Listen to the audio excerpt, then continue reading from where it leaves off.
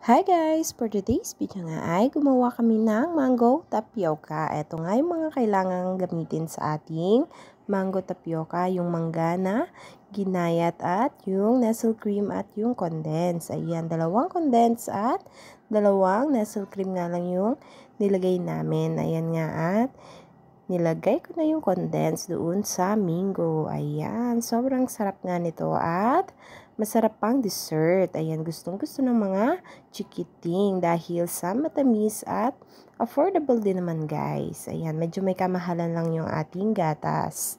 Ayan, at inilagay na rin yung nestle cream at hindi ko na pala to na chill sa ref dahil dire-diretso ko na nga lang ginawa.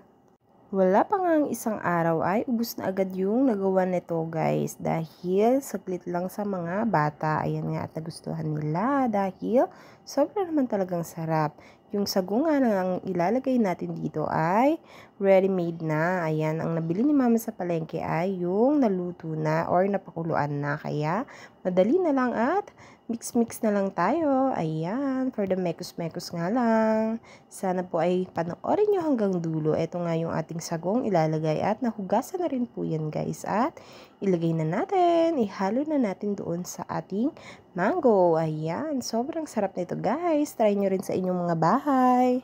Pag may mga celebration nga ay pwede na nga ito at syempre pag may mga handaan hindi ito mawawala lalo ngayong tag-init. Masarap nga ang may dessert. Ayan, iwas lang nga po tayo sa ubot, sipon. Ayan, dahil sa sobrang init ay talaga namang maraming may sipon. Ayan nga at nagpalamig na ako at tara na't kumain. Thank you for watching. God bless!